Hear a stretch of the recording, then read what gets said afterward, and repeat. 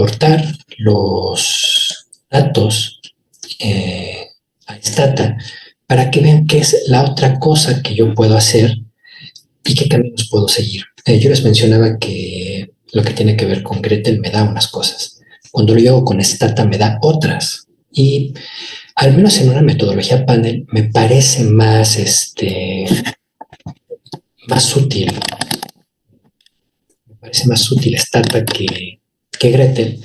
Entonces, bueno, podemos darle.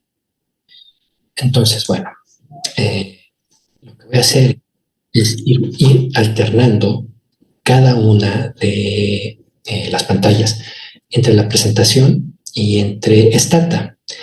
Cuando yo importo una base de datos a Stata y tiene un formato de datos panel, tengo que decirle a Stata que tiene ese formato de datos panel.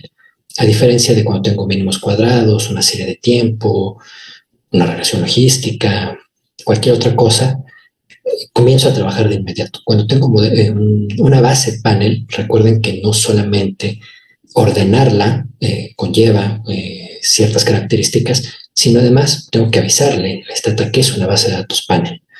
Entonces, voy a dejar de ir, lo voy a leer de todos modos, xtset, y después ahí viene el objeto la variable que hace referencia a mi objeto de estudio y la variable que hace referencia al tiempo. En este caso dice empresa y año. Empresa haciendo referencia al objeto de estudio y año haciendo referencia a la cuestión temporal. Entonces, si yo regreso a la interfaz de Stata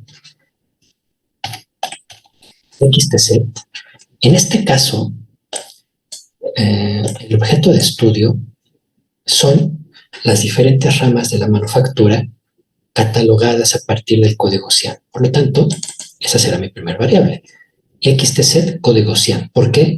Porque la primera variable hace referencia al objeto de estudio y la segunda hace referencia a la parte temporal, que en este caso es periodo, lo que yo había colocado como 1, 2, 3, 4, 5 de manera sucesiva. Si yo le doy Enter, dense cuenta qué es lo que aparece, justo esto que tengo acá.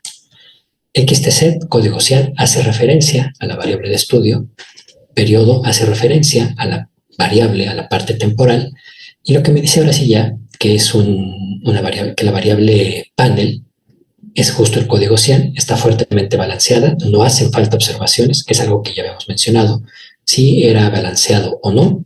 La variable tiempo va del 1 al 48, son 48 trimestres, comenzando desde 2007 y finalizando en 2018. Una vez que ya he hecho eso, entonces no tengo ningún problema en poder trabajar con una base de datos panel. Listo, ya está, entonces puedo trabajar sin ningún problema. Paro 10 segundos para que puedan hacer las anotaciones y yo me pueda ir con lo que sigue.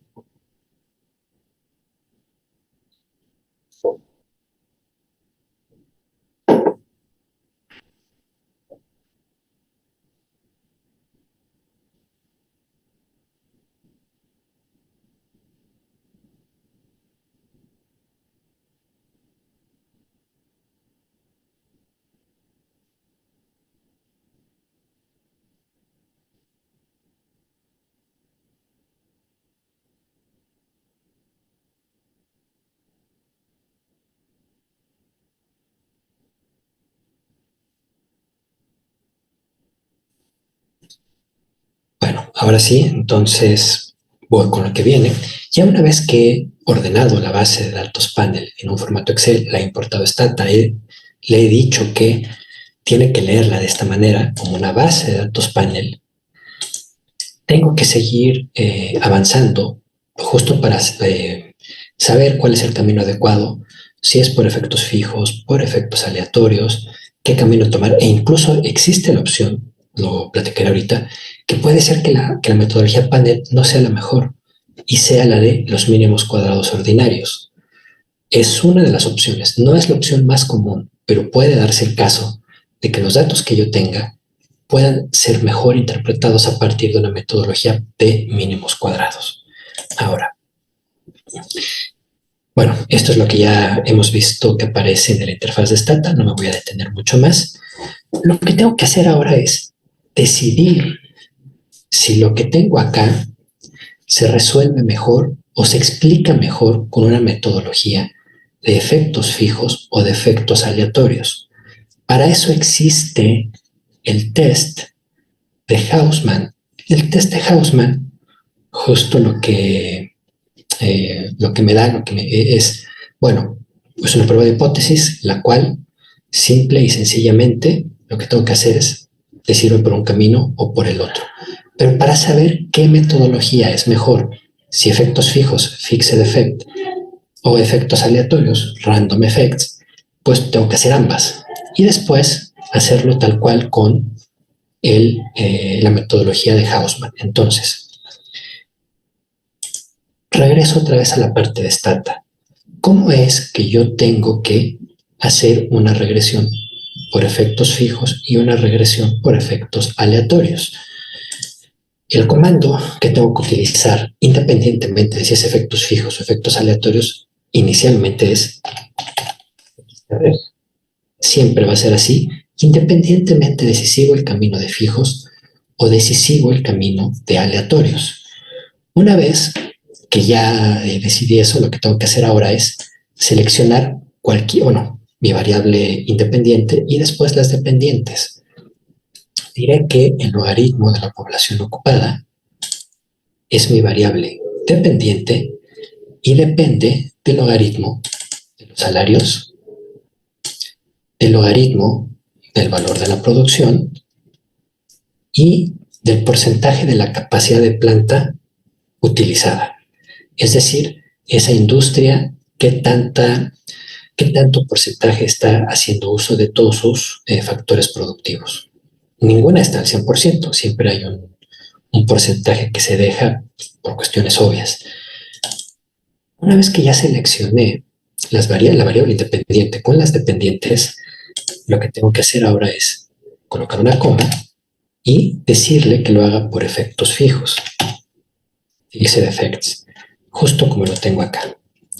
Esta primera línea hace referencia a que esta es una regresión panel por efectos fijos. ¿Qué es lo que tengo acá? Después de la coma hay un espacio. Y listo. Lo que tengo acá es la regresión. No me voy a meter todavía a interpretar los resultados. Lo que quiero es que vayamos viendo cómo hacer el test de Hausman para decidir si es por un camino o es por el otro. Una vez que ya tengo la regresión, es decir, esta parte, lo que tengo que hacer es guardar los errores. Estimates store y le puedo poner lo que yo quiera.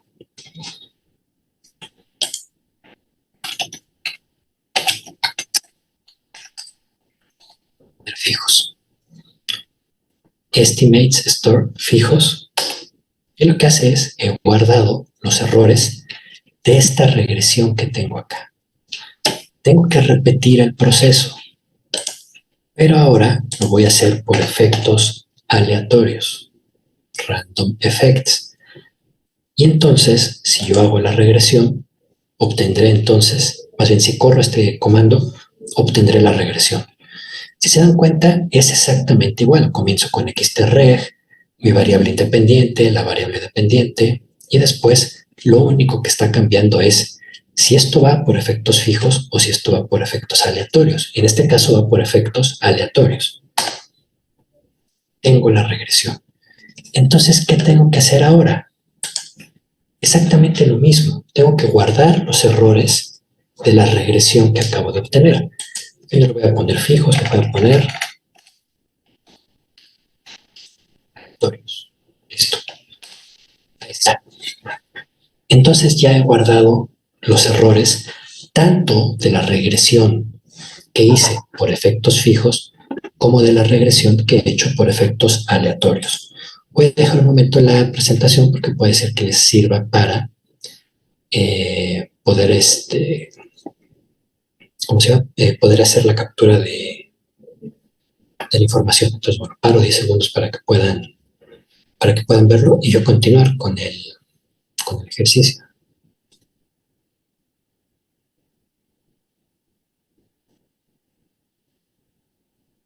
Entonces, bueno, hagan esta parte, paro 10 segundos Y bueno, el lunes 24 no se les olvide estar puntual. La charla será interesante, por demás interesante.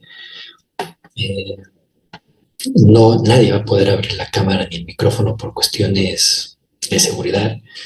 Me imagino que todo el mundo está enterado de lo que pasó en Ciudad Juárez hace una semana, unos días. Entonces, bueno, pues Tonatiuh ya estaba invitado desde que ocurriera.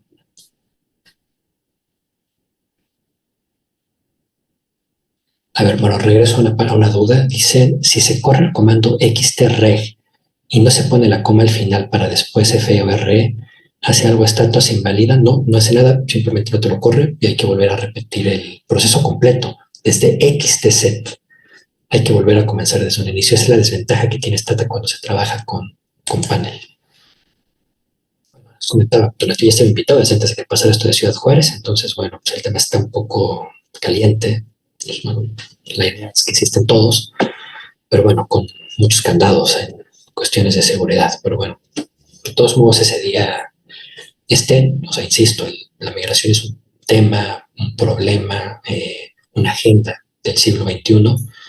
Seguramente todos los que estamos acá moriremos y el problema no estará resuelto aún. Pero bueno, hay que empezar a hacer algo para resolverlo. Me regreso a lo que tiene que ver con Stata otra vez.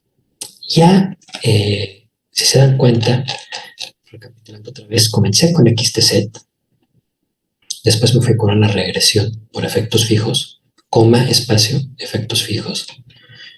Después, por efectos aleatorios, que es el mismo comando, solamente cambia las últimas dos letras. Entre paso y paso guardé los errores tanto de la regresión por efectos fijos como por efectos aleatorios. Y ahora lo que tengo que hacer ya es el test de Hausmann. Hausmann, y después colocan los nombres que han asignado a esta parte de los errores. En mi caso, yo les asigné esta parte de fijos y aleatorios, si no mal recuerdo. Fijos, espacio, aleatorio. Después debo colocar una coma, sigma more.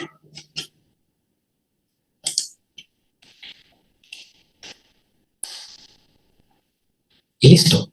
Esto lo que me da es el resultado del test de Hausmann. El comando es tal cual, Hausmann. No, no es tan complicado.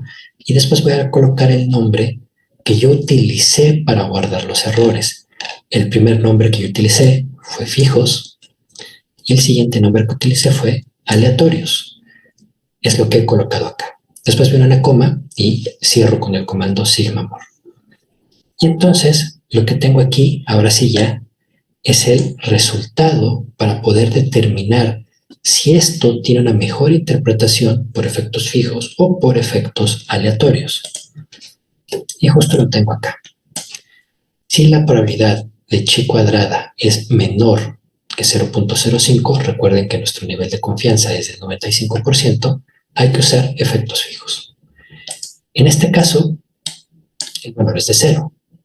Está por debajo de 0.05. Por lo tanto, lo que yo tengo que utilizar son efectos fijos, no efectos aleatorios. ¿Qué quiere decir entonces? Este ejercicio, más bien que esta base de datos, se entiende mejor por efectos fijos. ¿Podría utilizar efectos aleatorios? Sí, pero la justificación sería un poco complicada y los coeficientes estarían un poco sesgados. Me quedo con efectos fijos. Paro 10 segundos para que puedan hacer las anotaciones y seguir con lo que viene.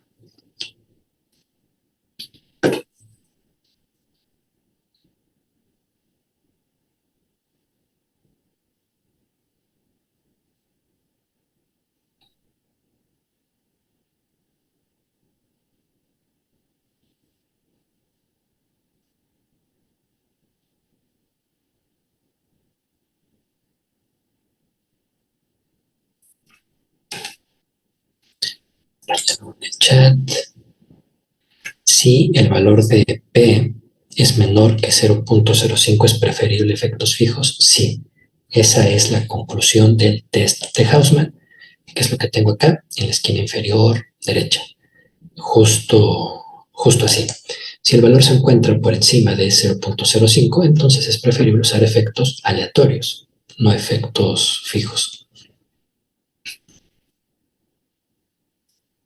Entonces, bueno, seguimos con esa. Efectos fijos o efectos aleatorios. Recuerden que ya habíamos platicado sobre qué características tienen los datos cuando, sin hacer el test de Hausman, utilizo efectos fijos o efectos, más bien lo catalogaría como efectos fijos o efectos aleatorios. Se sugiere siempre usar el test de Hausman. Es mejor, evidentemente da la formalidad de saber que el resultado se obtuvo a partir de una prueba de hipótesis y no solamente de la suposición que yo hago de cómo se manejan los datos. Es mejor usar el test de Hausman siempre. A ver, una pregunta más. Aquí podemos correr el test de Hausman en la regresión que hicimos con efectos aleatorios. Bueno, pues sí, lo olvido, porque de todos modos la pregunta, de todos modos. Recapitulando, de todos modos, para que quede un poco claro. XTZ siempre para iniciar, hago la regresión por efectos fijos, aquí lo he señalado al final, con FE, guardo los errores y le pongo el nombre que yo quiera, yo le puse fijos, regresión por efectos aleatorios, aquí está señalado, RE, guardo los errores y le pongo el nombre que yo quiera, yo le he puesto aleatorios, pero puede ser el que sea, y después viene el test de Hausman, los comandos son Hausman y Sigma-More, y en medio va los nombres que yo he utilizado, fijos, aleatorios y evidentemente la coma, que separa al último comando. Y el resultado lo que me da es un valor que está por debajo de 0.05, lo cual me indica que el camino adecuado para esto son efectos fijos, sí o sí. Ahora, me regreso a la presentación. Existe la posibilidad, voy a usar la misma base para hacer el ejercicio, existe la posibilidad de que a veces mi modelo que yo he trabajado como una base panel pueda tener una mejor explicación si yo sigo el camino de mínimos cuadrados. Es una posibilidad. No es muy común, pero suele ocurrir. Y para eso lo que yo necesito hacer es la prueba de Bruch-Pagan o de Bruch-Pagan. La prueba de Bruch-Pagan no es otra cosa más que un test que hace referencia a los multiplicadores de Lagrange. Y lo que me dice es, bueno, vamos a buscar heterogeneidad observada o no observada. Y sobre eso vamos a determinar entonces si los datos que usted tiene se explican mejor por un efecto, por un modelo panel o por un modelo de mínimos cuadrados. Ahora, ojo acá. Si yo tengo efectos fijos, que es lo que acabo de encontrar, no le muevo. Siempre va a ser por efectos fijos y siempre va a ser por un modelo panel. Siempre va a ser así. Pero si el test de Hausman o yo decido dictatorialmente usar efectos aleatorios, aquí sí, siempre que vaya por el camino de efectos aleatorios, estoy obligado a hacer la prueba de Bruch-Pagan o de los multiplicadores de Lagrange. Efectos aleatorios tienen la desventaja de que a veces, dependiendo de la información que yo tenga, puede ser mejor explicada por mínimos cuadrados que por un modelo panel. Recuerden, datos panel tiene dos grandes caminos, efectos fijos y efectos aleatorios. Si yo voy por efectos fijos, no le muevo y es un modelo panel. Si voy por efectos aleatorios, tengo un problema. Y el problema es que puede ser que esto sea mejor explicado por un modelo de mínimos cuadrados que por el mismo modelo panel. Y para eso lo que tengo que hacer entonces es esta prueba de Bruch-Pagan. ¿Y cuál es entonces el valor barrera? Sigue siendo otra vez 0.05. Está aquí señalado en la segunda parte. La hipótesis no la es, bueno, usar mínimos cuadrados, valores por encima de 0.05. Hipótesis alternativa.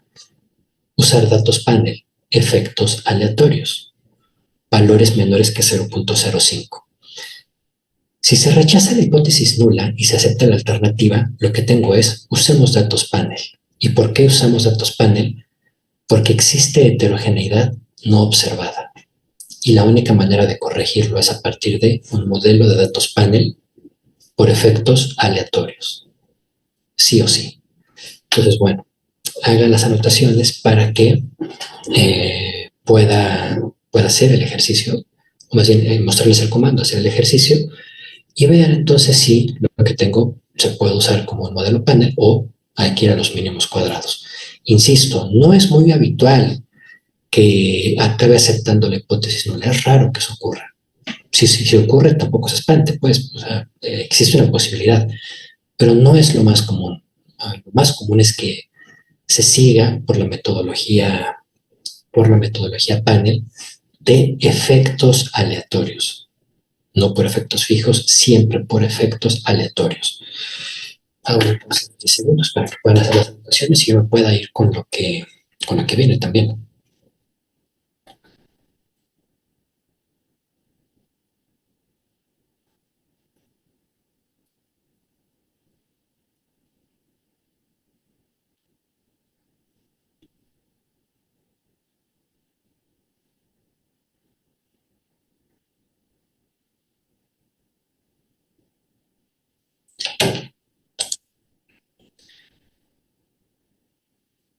Sí, dice, buscamos que el valor de P sea no, es al revés.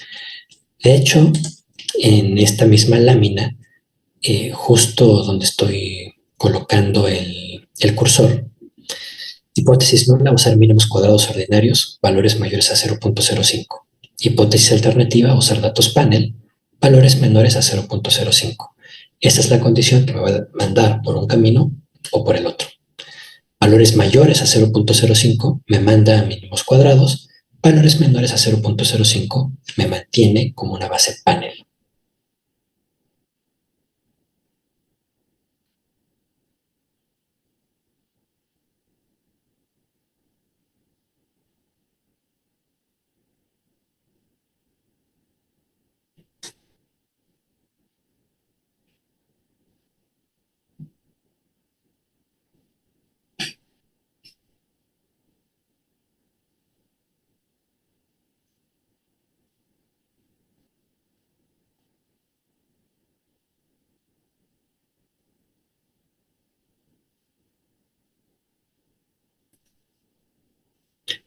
Ok, entonces retomo otra vez lo que tiene que ver con esta parte de Stata para poder hacer el ejercicio, que es lo que tengo, que hacer. Aquí mismo está el guión como tal. Lo que tengo que hacer es la regresión por efectos aleatorios y después el comando es xttest 0. Aquí voy a adelantarme, les diga que no está instalado o que no lo reconoce.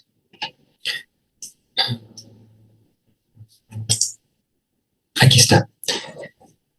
Si ustedes no tienen instalado un comando, lo pueden instalar utilizando el siguiente comando, ssc install, y ponen el comando que necesitan instalar, ssc install. Lo voy a hacer acá, ssc. En mi caso ya está instalado, pero lo voy a poner de todos modos para que vean qué es lo que ocurre. xttest 0. El comando, para poder instalar comandos que no están precargados en su paquete de Stata, por el motivo que sea, es ssc install y después colocan el comando que desean instalar. Bueno, en mi caso ya existe, por esa razón me aparece esto, pero bueno. Entonces, si ustedes no lo tienen instalado, bueno, lo que va a hacer simplemente es instalárselos como tal. Regreso a esta parte que tengo acá. Lo que tengo que hacer es la regresión por efectos aleatorios. Otra vez, recuerden que la regresión por efectos aleatorios es la única que tiene una posibilidad de ser cambiada por un modelo de mínimos cuadrados. Si estoy por efectos fijos, eso no va a ocurrir. Me quedo por efectos fijos y así me sigo. El test de Hausmann, si me dice vaya por efectos fijos, no hay problema, me quedo así. Si el test de Hausmann me dice vaya por efectos aleatorios, entonces estoy obligado a hacer la prueba de Bruch-Pagan o de multiplicadores de Lagrange para determinar si me quedo con efectos aleatorios o con efectos fijos. Entonces, me voy, tengo que volver a empezar otra vez, es decir, XTZ, ¿listo? XTREG, si no me recuerdo, es esta, por efectos aleatorios, ¿listo? Y ahora sí, tengo que usar el comando que me lleva a la prueba de Bruch-Pagan, XT test 0. Listo. Me ofrece el resultado. Y aquí está. La última línea, esta probabilidad es la que va a determinar entonces qué hacer. Este valor es de 0. Y aquí estoy. Valores mayores a 0.05 me dice váyase a mínimos cuadrados. Valores menores a 0.05 me dice existe heterogeneidad no observada, por lo tanto quédese con un modelo de datos panel. Y en este caso, dado que el valor es de 0, sí, me quedo con un modelo de datos panel por efectos aleatorios. Mayoritariamente se van a acabar quedando o van a acabar yendo por ese camino, mayoritariamente. Pero existe una pequeña probabilidad de que este valor esté por encima del 0.05 y entonces nos obliga a irse por mínimos cuadrados ordinarios. Pero, insisto, no es lo que va a ocurrir mayoritariamente. Es muy poco probable que ocurra. Ahora 10 segundos para que hagan las anotaciones y yo pueda seguir avanzando.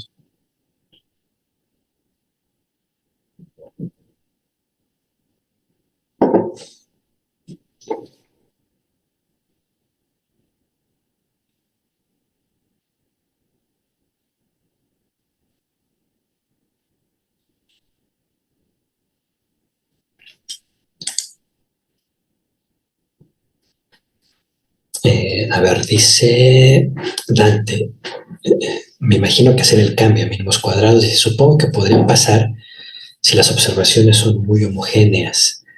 No necesariamente puede ocurrir, por ejemplo, si esta parte que hace referencia al tiempo no es tan larga. Si solo tengo 3 observaciones sobre el tiempo o 2, es probable que ahí sí te acabe demandando por mínimos cuadrados.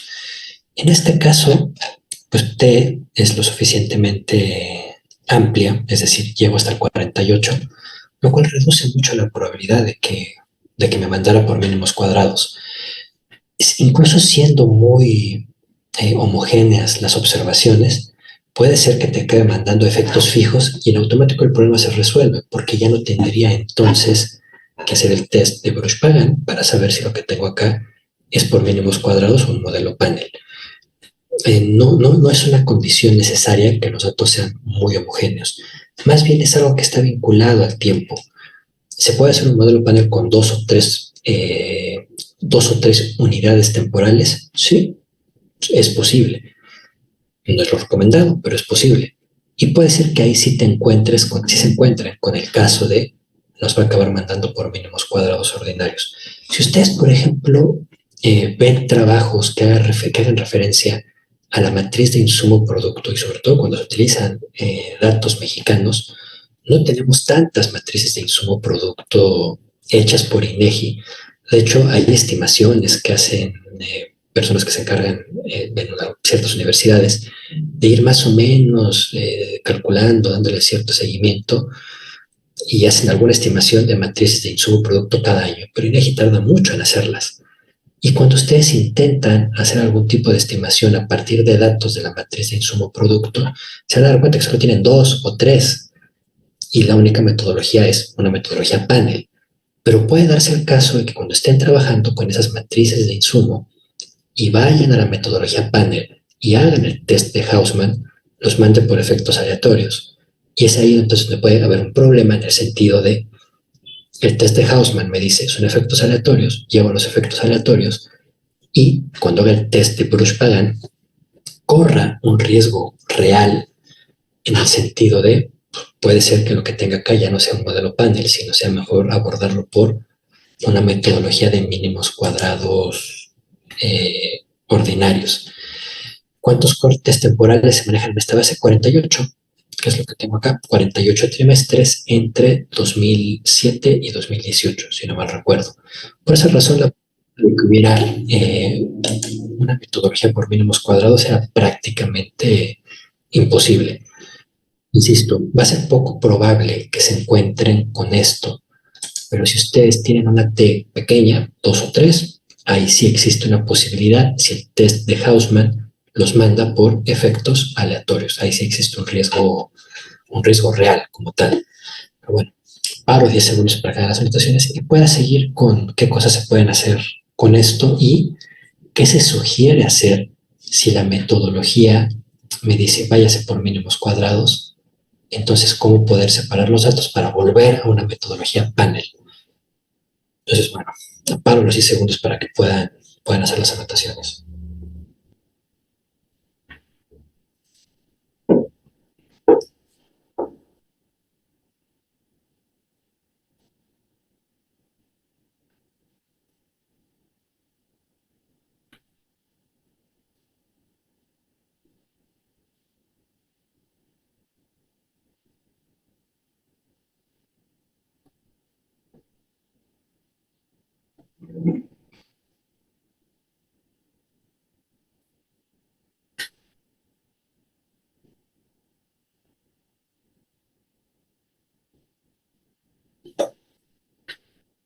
Ok, regreso con esta parte. De hecho, me tengo que mudar a la presentación.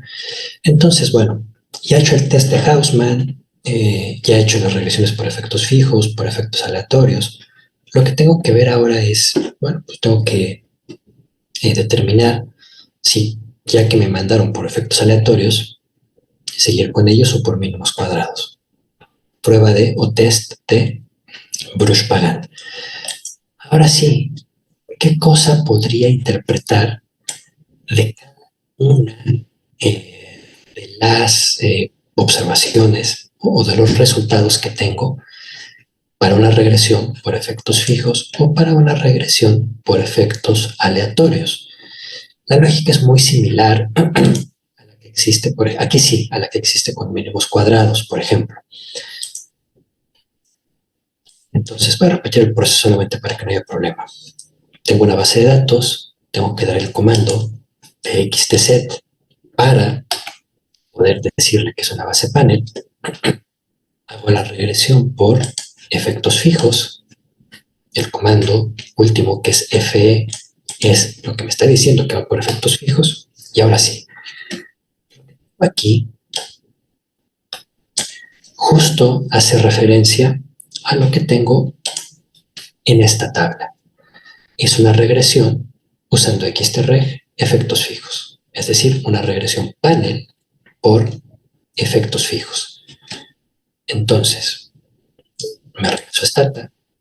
Lo primero que empiezo a observar, sin lugar a dudas, es lo que tiene que ver con esta R cuadrada. Recuerden que era lo que estaba entre datos, comparándose, bueno, entre individuos, entre datos y sobre el gran total. El poder explicativo que tenga entre within, between y overall, que es lo que habíamos mencionado la última vez que nos vimos, está vinculado a este valor de R cuadrada, es decir, este modelo o estos datos vía efectos fijos tienen un mayor poder explicativo cuando el análisis es between, es decir, entre datos. Los otros valores son aceptables, 0.57, 0.79, pero digamos que la fortaleza del modelo viene a partir de la sección entre datos como tal.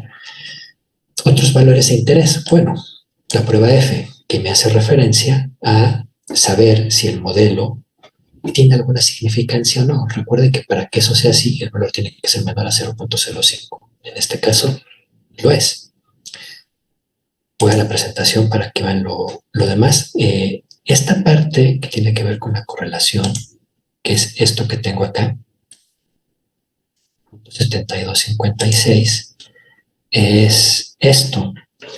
Es esta relación que existe entre los coeficientes y los errores. El valor que tengo acá es bastante alto, por lo tanto yo tendría que tomar con cierta reserva los resultados. Uno espera que sea un valor bajo, bajo por debajo de 0,5 sería lo ideal. En este caso es bastante elevado.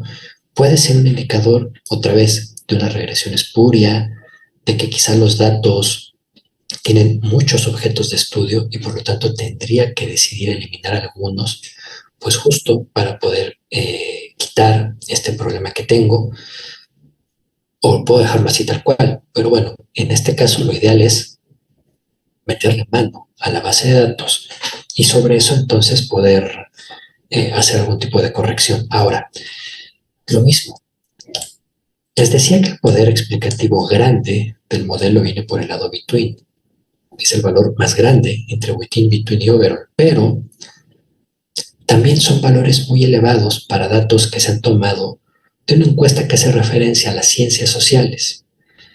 Otra vez, quizá valores como este, de 0,5, 0,4, 0,3, sean más adecuados.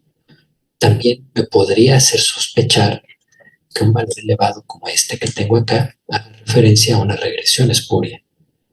O lo mismo que mencionaba con este valor que tengo acá.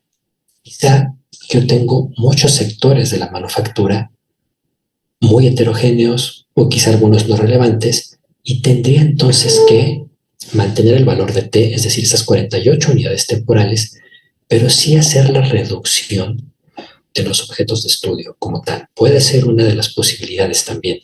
Eso lo iremos haciendo para que vean exactamente cómo es que puedo ir corrigiendo esos problemas.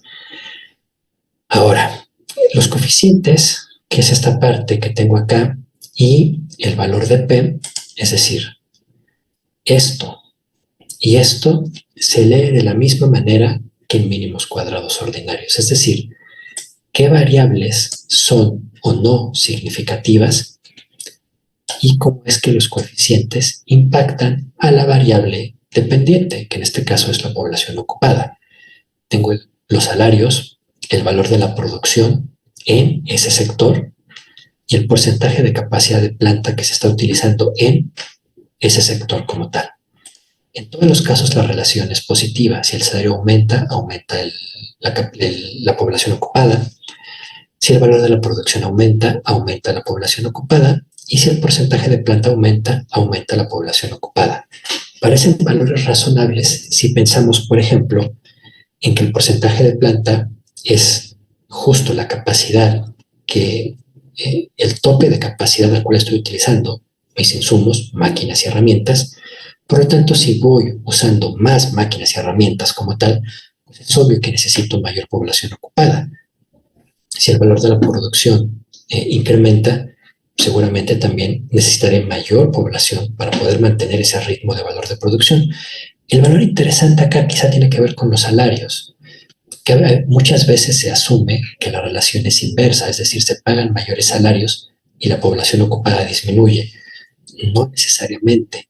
Si estoy pensando quizá en economías de escala, si estoy pensando quizá en capital humano, si estoy pensando quizá en explotar ventajas comparativas como un buen capital humano, pues es obvio entonces que si los salarios incrementan, la población ocupada también se va a incrementar.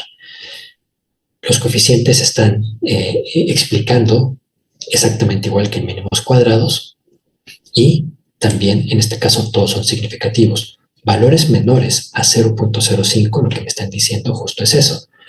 ¿Qué variables o no son significativas? Y tengo esta parte que hace referencia al intervalo de confianza, es decir, la variable independiente sigue siendo significativa, sigue siendo de interés siempre y cuando me mueva en este intervalo. Entre 0,24, 96561.279569. Es decir, me puedo quedar con este valor, pero la variable sigue siendo significativa si yo me quedo con estos valores. Ahora, seguramente ustedes se preguntarán, ¿qué sentido tiene entonces esta parte del coeficiente? Tómenlo como el valor que me está explicando cómo es que el salario impacta a la población ocupada. Pero si ustedes quisieran hacer una ecuación para un modelo macro o para un modelo micro, en el cual establecen cómo se comporta la manufactura mexicana, no necesariamente pueden utilizar este coeficiente. Es decir, si ustedes están entre este valor y es el que colocan en su ecuación, funciona también de la misma manera. No habría ningún problema. También me puede dar pauta para saber hasta dónde puedo acabar llegando. Es decir, este coeficiente impacta a la población ocupada vía salarios, pero puede ser menor y sigue siendo significativo. Es decir, me puede ir hasta el punto 24 o me puede ir hasta el punto 27 y sigo teniendo el mismo poder explicativo en el modelo. Lo mismo va ocurriendo evidentemente con cada una de las variables que tengo acá. Entonces, bueno, paro 10 segundos para que puedan hacer las anotaciones y seguirme.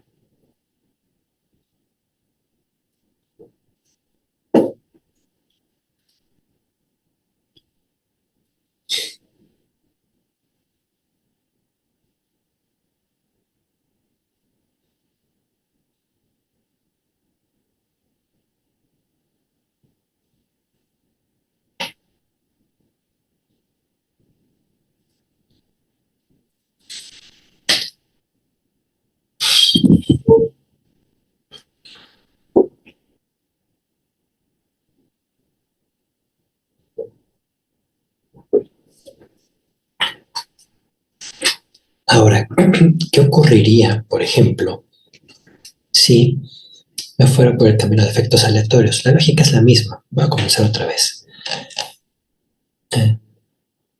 XTZ, es decir, le digo a Stata que la base que tengo acá es una base panel, hago la regresión, pero ya no es por efectos fijos, ahora es por efectos aleatorios. Si se dan cuenta, los valores no cambian sustancialmente. Todas las variables son significativas, todas las variables son significativas. Aquí el coeficiente es de 0.2645, 0.2804, 0.128, 0.128, 0.0027, 0.0024, cambia un poquito pero sigue siendo positiva, 415, 399. No cambian sustancialmente. La tendencia se mantiene más o menos igual. Es decir, acá todas las relaciones que tenía entre la variable dependiente e independiente son positivas, lo mismo que acá. En este caso los coeficientes tienen una diferencia mínima, todas las variables son significativas, y lo que tiene que ver con la R cuadrada, es decir, within, between, overall, si se dan cuenta es muy parecida, punto 57, punto 57, punto 81, punto 81, punto 79, punto 8, cambian muy poco los valores. Quizá en este punto, y la interpretación sigue siendo exactamente la misma, es decir, lo que tengo acá, el valor de f, el intervalo de confianza. Y seguramente ustedes se preguntarán, ¿esto qué sentido tiene ir por un camino o por el otro si al final de cuentas la diferencia que yo tengo entre efectos fijos y aleatorios no es tan grande como para haber hecho todo esto que llevamos hecho en la sesión de hoy? Es una pregunta razonable, pero la respuesta siempre viene en el sentido de los datos como están al ver la base de datos, yo no tengo la certeza de si existen problemas de heterosadasticidad o no. No tengo la certeza de si el camino es un modelo panel o mínimos cuadrados, por ejemplo. No tengo la certeza si lo que tengo que hacer acá es combinar panel con mínimos cuadrados. Y al final las pruebas lo que hacen es pues llevarme por ese camino y al final tomar una decisión u otra. los resultados no cambian sustancialmente, pero cuando ya empieza a hacer otro tipo de pruebas, como de heterocedasticidad, Rush-Pagan o los multiplicadores de Lagrange, es ahí donde entonces sí puede haber una diferencia entre aplicarlo a efectos fijos o aplicarlo a efectos aleatorios. Sería como la respuesta que se les puede dar en estas condiciones.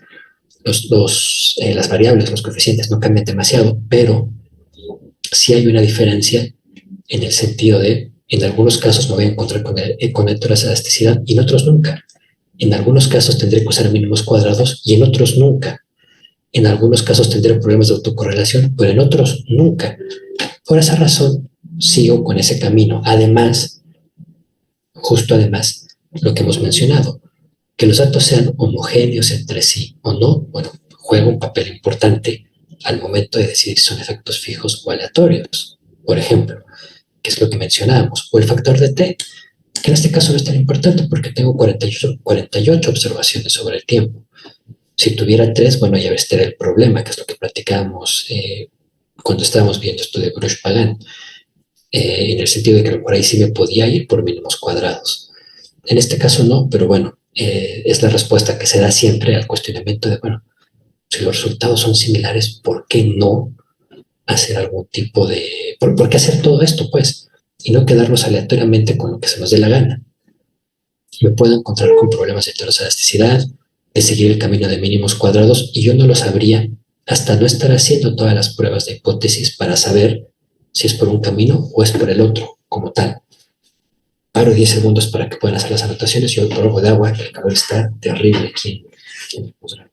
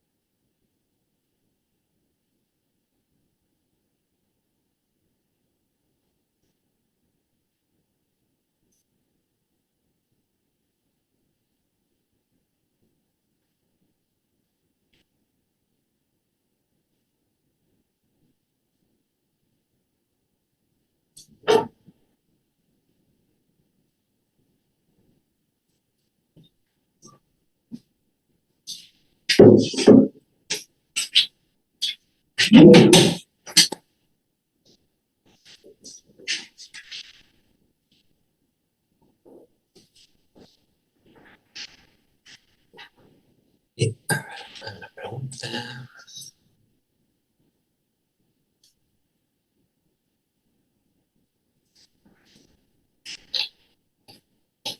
A ver, dice, si resulta que es preferible un modelo de mínimos cuadrados ordinarios, suponiendo que tenemos al menos 2 periodos de tiempo de cada sujeto, ¿habría que quedarnos solo con un corte para nuestros sujetos o cómo sería? Bueno, ahora me leíste la mente, Dante, porque es a lo que voy.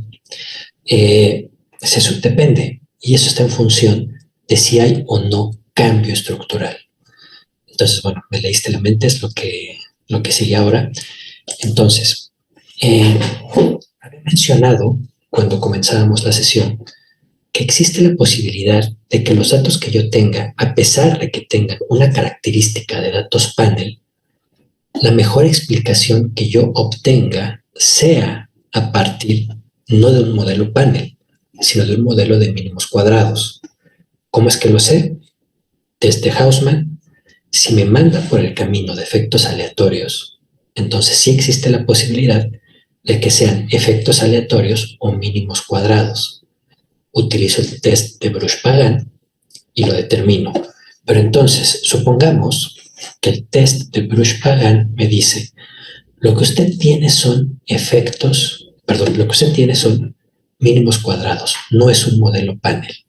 Lo primero que tendré que hacer entonces es lo siguiente.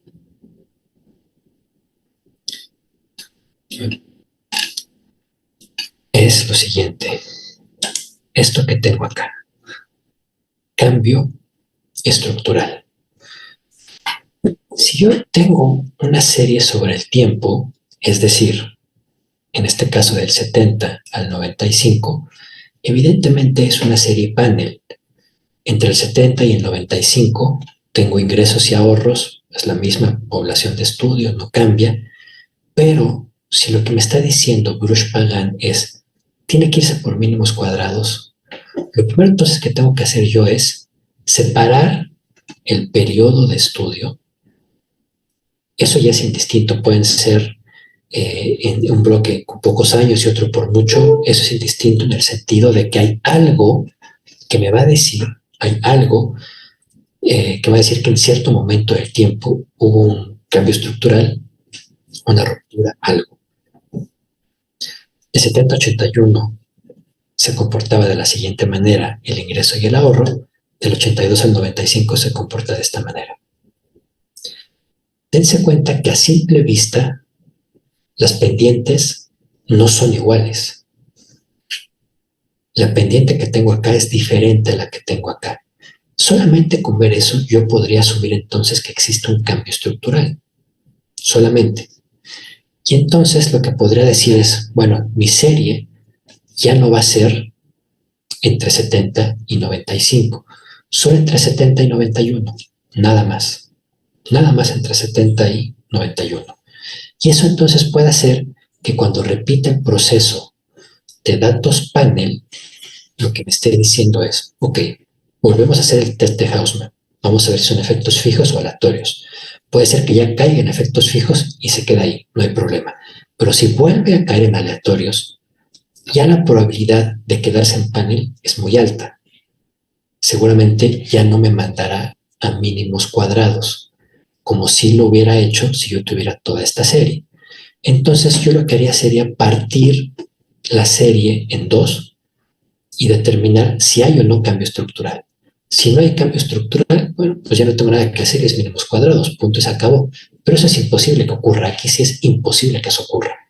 Si Bruce Pagan me manda por efectos aleatorios, sí o sí entonces tengo el chance de que ocurra esto. Pero si ya que me dijo Bruce Pagan son mínimos cuadrados y me voy a mi base y pruebo que hay cambio estructural, pues ya solamente me quedo con alguno de los dos periodos que tengo acá. Y cuando regrese a trabajar con la metodología, entonces yo sabré ya que tengo la certeza de que no me va a volver a regresar a mínimos cuadrados.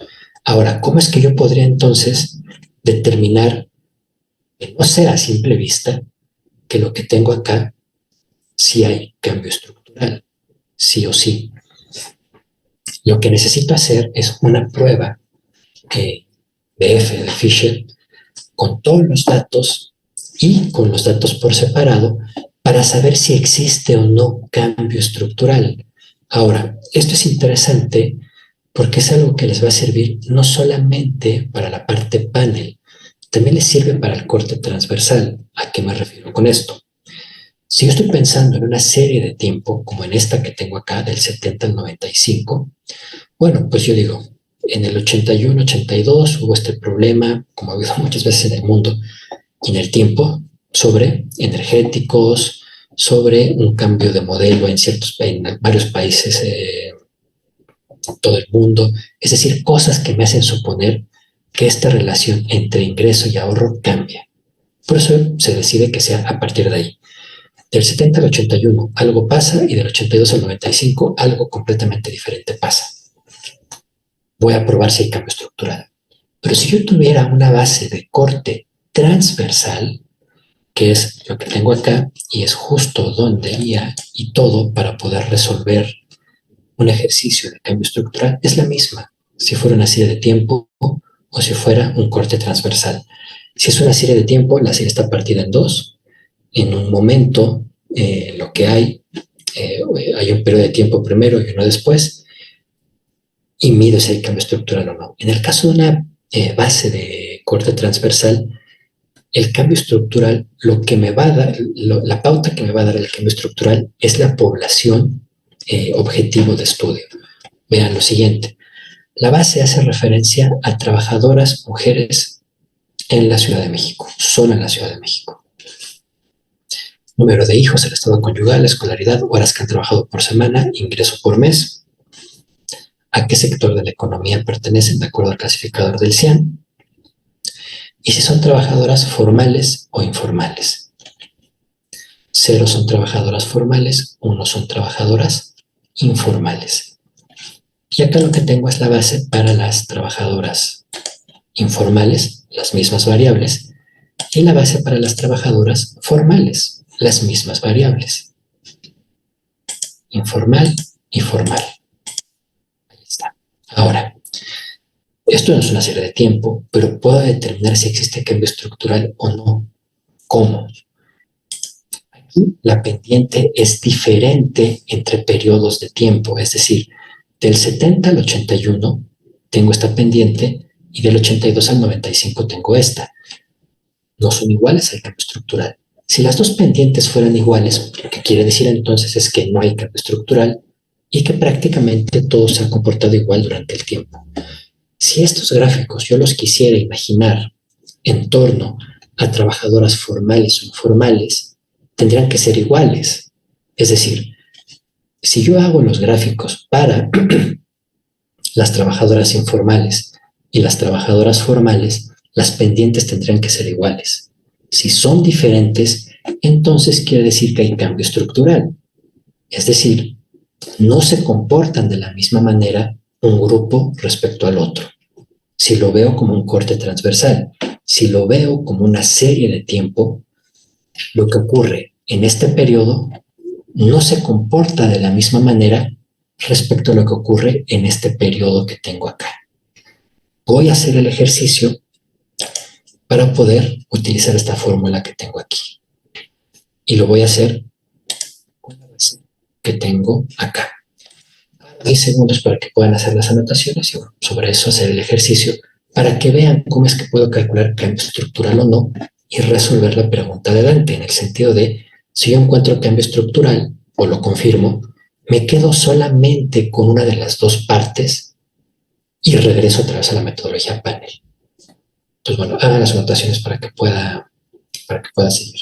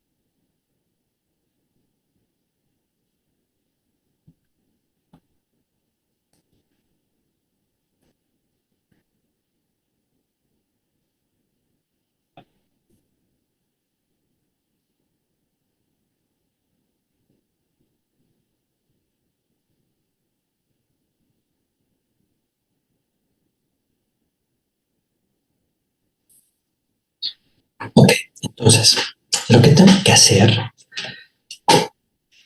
y aquí, a ver, voy a dejar de compartir de mi archivo Excel. Tengo 3 pestañas, que es total, informal y formal. Aquí están todos. Entonces, si yo quisiera probar cambio estructural, lo que tendría que hacer es lo siguiente. Hacer un modelo por mínimos cuadrados, que es lo que tengo acá. Tengo la edad, los hijos, el estado conyugal, la escolaridad, las horas, el ingreso, en qué sector trabajan y si es formal o informal. Bueno, el ingreso contra la edad, escolaridad, contra las horas trabajadas. Solamente con esas variables. Todas son variables continuas. El ingreso que va a ser explicado por la edad, la escolaridad, las horas trabajadas. Listo. Recuerden que es un modelo de mínimos cuadrados. Nada del otro mundo. Y aquí está. Este es el resultado. Todas las variables son significativas. La parte que me va a interesar es esta, la de la suma de los cuadrados. Pero bueno, hagan una captura de pantalla para que me digan cuando se los pida cuáles son los valores que vamos a ir ocupando. Tengo 725 observaciones, que es algo que voy a acabar por usar, pero bueno, hagan la captura de pantalla. Esta regresión es la primera y hace referencia a toda la población, a las mujeres formales e informales. Hagan la captura de pantalla.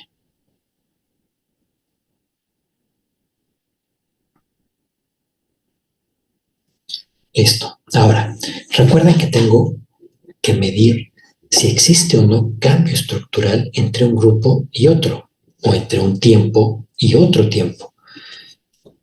Esta hace referencia a toda la población. Lo que tengo que hacer ahora es volver a importar la base, pero lo que voy a hacer es una regresión para las trabajadoras informales, que es lo que tengo aquí. Los datos se importaron como sección cruzada, no los quiero llevar así el panel o de tiempo. Esto que tengo acá hace referencia únicamente a lo que tiene que ver con trabajadoras informales. Repito la operación. Tengo que hacer un modelo de mínimos cuadrados en el cual el ingreso va a ser explicado por la escolaridad. ¿Cuál era la variable que había utilizado? Era la edad, me parece. Escolaridad y Otra vez edad. Escolaridad y horas. Ok, esas tres. Edad, escolaridad y horas. Aceptar. Aquí está la segunda regresión. Aquí ya no todas las variables son significativas. La edad no lo es, la escolaridad y las horas sí.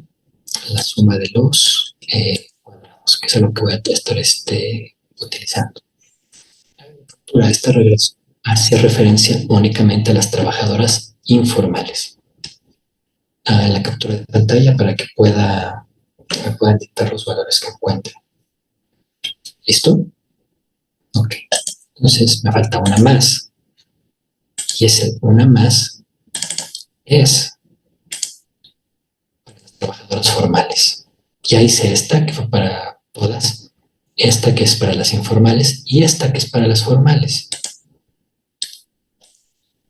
Entonces ya tengo los datos. Y lo que tengo que hacer ahora es repetir el procedimiento, es decir, mínimos cuadrados ordinarios, el ingreso siendo explicado por la edad, la escolaridad y las horas trabajadas.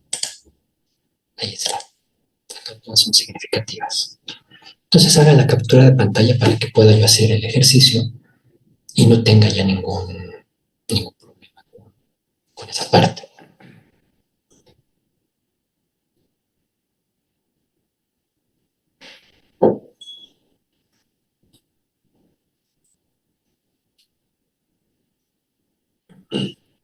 Ok, ahora lo que voy a hacer es cerrar esto que tengo acá, volverme a la presentación.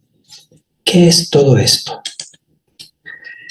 Suma de los residuos al cuadrado de la primera regresión, que es la total, la suma de los residuos al cuadrado de la segunda regresión, es decir, del primer subgrupo, la suma de residuos al cuadrado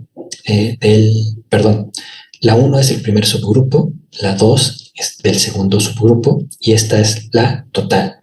En nuestro caso serían todas formales e informales.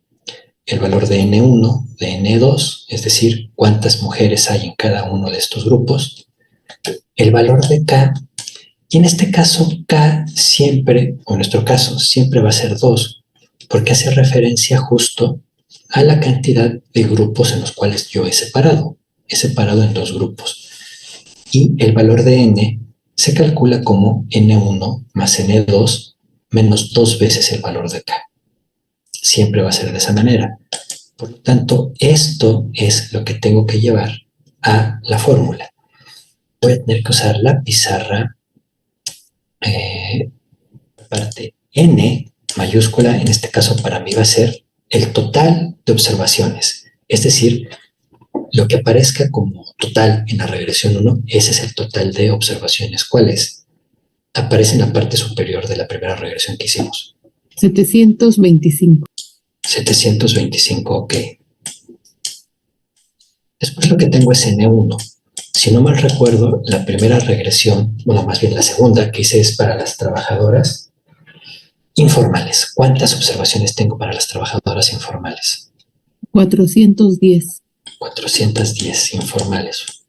Y N2 hace referencia a las trabajadoras formales. ¿Cuántas tengo? 315. 315. Ok. Yo sé entonces que el valor de K es igual a 2. Tengo dos subgrupos. Ahí está.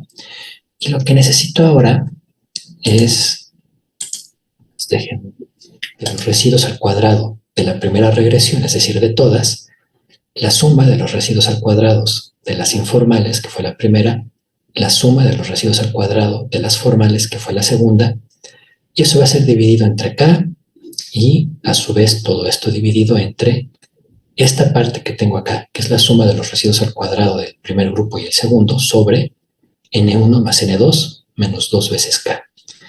Háganle captura otra vez a la pantalla para que puedan irme coachando con la fórmula y no estar yendo y viniendo. Será un poco más sencillo.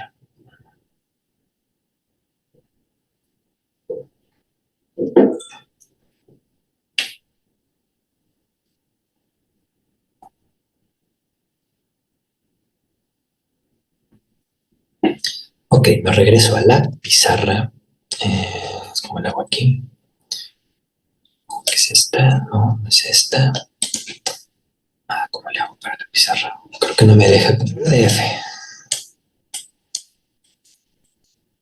Tengo un gran numerador y un gran denominador, entonces, bueno, aquí sí les pido que me vayan coachando con los valores de cada uno de ellos. Si no me recuerdo, era la suma de residuos al cuadrado totales menos La y lo suma que, de los dos grupos. La suma de los. entonces la suma de los residuos al cuadrado de la primera regresión, que fue la total, ¿qué es lo que me queda? 5.92. Pero me parece que era notación científica, que era un número muy grande, ¿no? Por 10 a la 10. Por 10 a la 10, que lo voy a poner, pero ustedes hagan el cálculo 5.2 92. a 5.92 por 10 a la 10. Sí. ¿Qué quiere decir esto? El punto se va a recorrer 10 lugares. Después venía un menos, si no mal recuerdo. Sí. Lo que venía era la suma de residuos al cuadrado del primer grupo, que en este caso eran las trabajadoras informales. 6.54 por 10 a la 9. Bastante. Y aquí veo un más, si no mal recuerdo. Sí, es 4.67 6, 7. por 10 a la 10. Ok.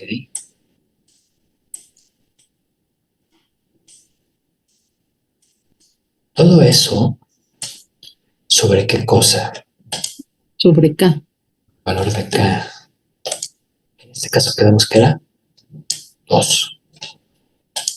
Sobre esta parte nada más, que era la suma de los residuos al cuadrado del primer grupo y del segundo, ¿cierto? Sí. 6.54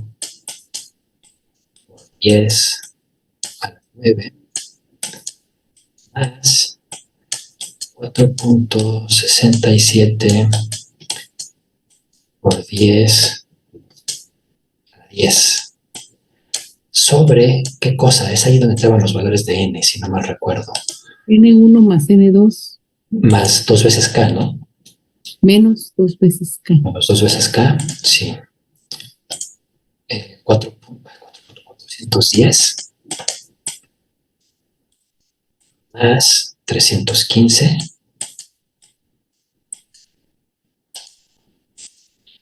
menos 4, que es 2 veces k, ¿cierto? Entonces aquí les toca a ustedes echarse toda la operación. Tienen cuánto vale F. No se les olvide agregar los ceros para que tenga sentido. 5.92 y 8 ceros menos la suma de 6.54 y 7 ceros, 4.67 y 8 ceros. Todo eso entre 2 y después, bueno, viene esta parte que es 410 más 315 menos 4.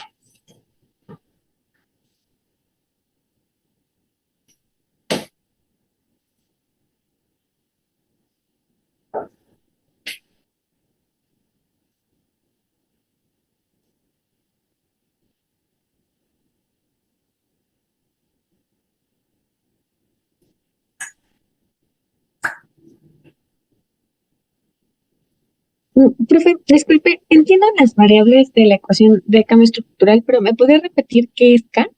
Las observaciones o el número de... K hace referencia a los grupos que tú formaste para ver si hay cambio estructural o no. En nuestro caso son 2 grupos. Va que va. El grupo de las trabajadoras formales e informales. Y si estamos sobre el tiempo, también sería 2, porque tienes un primer periodo en un primer momento y un segundo periodo posteriormente. Ah, vale, vale. Ok, gracias.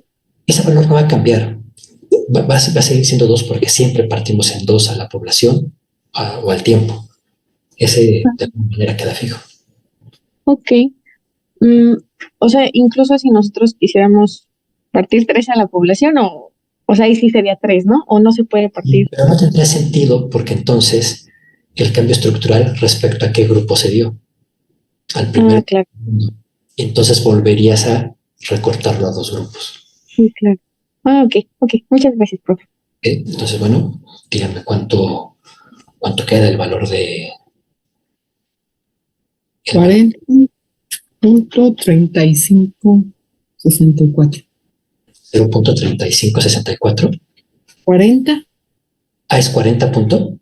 sí, si no me equivoqué, Ahorita 40, corregimos 3564. 40.3564. Los demás, ¿cómo van? ¿Llegan al mismo resultado? ¿No? ¿Parecido? ¿Diferente?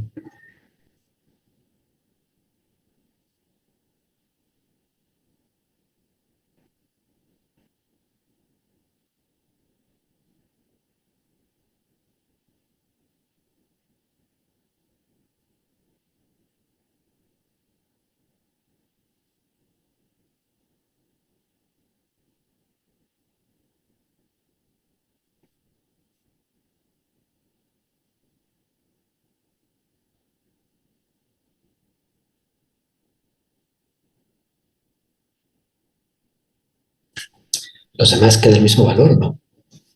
40.3564 es diferente, es igual, parecido.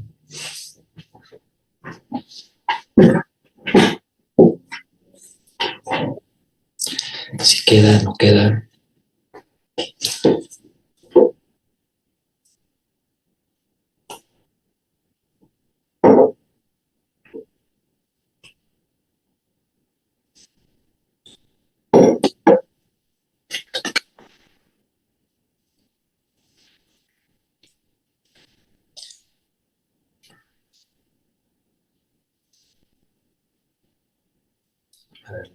Esperamos, pero para confirmarlo y pasar a hacer el contraste con las tablas de Fisher. De hecho, están enviadas también en el chat, si no mal recuerdo. Entonces, ahorita las voy a ver yo de todos modos. Es más, las voy a ver de una vez. Voy a dejar de compartir.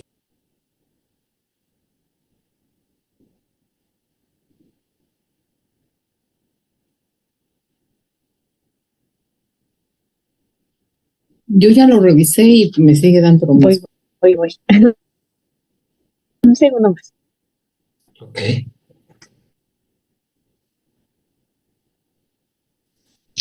Ok, 40.3564. Entonces, ¿cómo es que puedo? Sí, lo mismo, perfecto. Entonces, ¿cómo es que puedo yo contrastar? Este valor lo que me va a decir es, ¿hay o no hay cambio estructural? N es igual a N1, primer subgrupo, más N2, segundo subgrupo, menos 2 veces el valor de K, es decir, 4. Y esa suma lo que me dio fue el 721.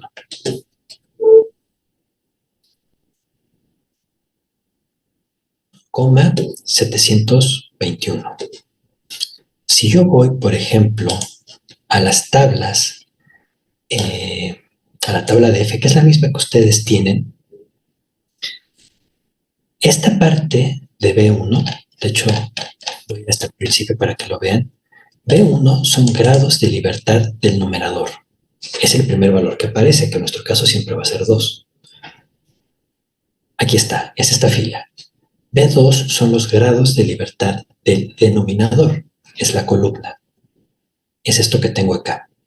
En este caso, alfa es 0.9, es un nivel de confianza del 90%, pero, hay para el 95, para el 97.5, para el 99. Depende. En nuestro caso es para valores de 95. Los grados de libertad del numerador son 2, es esto que tengo acá. Y los grados de libertad del denominador es la columna. El valor más grande que tengo es 1000. Está entre 1000 y 500. ¿Recuerdan la cifra 700 qué cosa? 21. 721 está un poco más cerca de 1000 que de 500. Usaré ese valor. 2 grados de libertad en el numerador, 721 grados de libertad en el denominador, 3.05. Si yo me voy a la pizarra, ¿qué? Las cosas se comportaban de una manera los primeros 10 años y de otra completamente diferente los segundos 10. ¿Qué hacer entonces si estoy trabajando con un modelo panel y me dice, váyase por mínimos cuadrados? Si me manda a los mínimos cuadrados, estoy obligado a hacer esta prueba de cambio estructural para saber entonces si existe o no. Si existe cambio estructural, yo me acabo quedando únicamente con una de las dos partes, la que yo considere, y me vuelvo a regresar a la metodología panel y en ese momento ya no tendré el problema de que el test de Bruch-Pagan me diga, no, vuélvase otra vez a mínimos cuadrados. Ya no existiría. Ahora, piensen en esto como una herramienta no solamente que les va a permitir resolver este problema en un modelo panel. A veces, el simple hecho de hacer un ejercicio de cambio estructural es la respuesta a algún problema que están buscando. Es obvio que entre las trabajadoras formales e informales de la Ciudad de México hay diferencias, pero yo lo puedo comprobar a partir de una prueba de hipótesis con esto. Existe. Y ya después hacer quizá algún modelo para determinar cuál es la variable que más incide en esa diferencia. El cambio estructural existe sobre el tiempo, pero también existe sobre objetos de estudio, en este caso, trabajadoras informales y formales. ¿Cómo resuelvo entonces yo el problema que tiene que ver con que unos datos, aunque sean panel, me manden por mínimos cuadrados, ver si existe cambio estructural? Y si existe, entonces quedarme únicamente con alguno de los dos grupos y problema resuelto. ¿Hay dudas con esta parte? ¿Todo claro, todo bien? Ok.